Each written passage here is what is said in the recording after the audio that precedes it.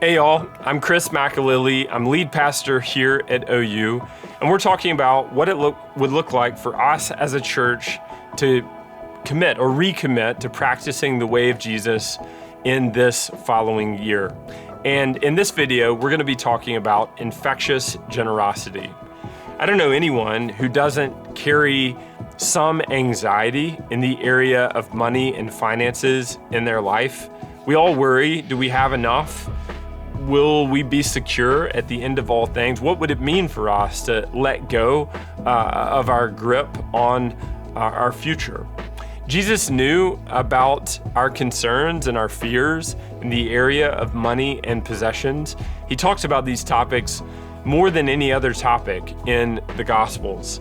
And that's part of the reason why the way of Jesus involves opening up a way of infectious generosity.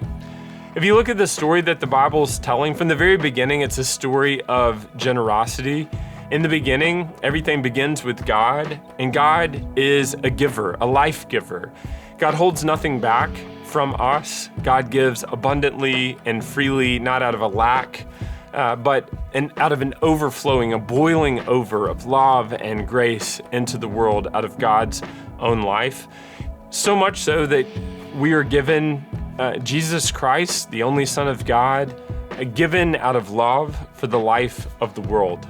And before generosity is something that we're called to practice, it's something that we receive. We give because God has given to us. We're generous because God has been generous to us. Generosity is never just about a personal virtue. It's not just about keeping an institution going. It's about participating in the work that God wants to do to heal and renew all things. God blesses people so that people can bless other people. God gives to us so that we can give to others. And when we do that, when we open our hands and our hearts, our time, our energy, our resources, we become vehicles and channels for the good work that God wants to do in the world. And generosity doesn't just stop with one person.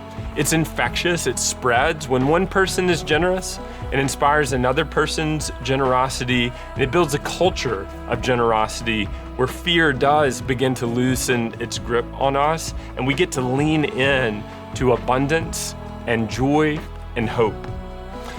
So we believe that generosity is a way of life, and maybe this is a year to take a step to go deeper in your practice of infectious generosity. And I want to just give you a couple ways in which you might do that this year. The first is to ask the question, God, in your prayer life, God, where do you want me to be in my giving? And maybe that for you looks like just starting.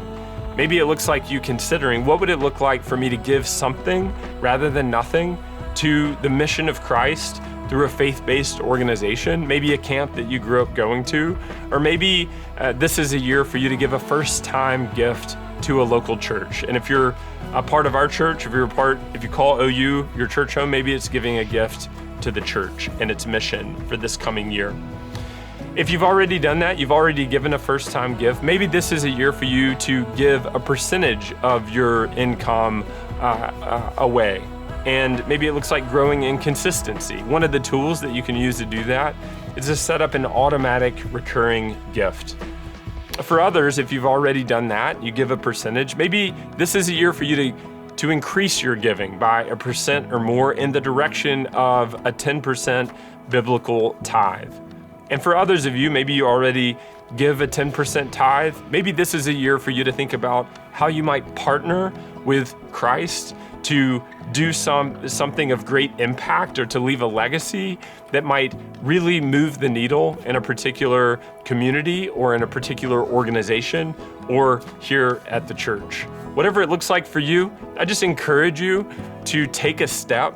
If this is the area that you want to grow in 2026, this is a great year to consider what it would mean for God's goodness and faithfulness to inspire in you a heart of gratitude and a life of generosity.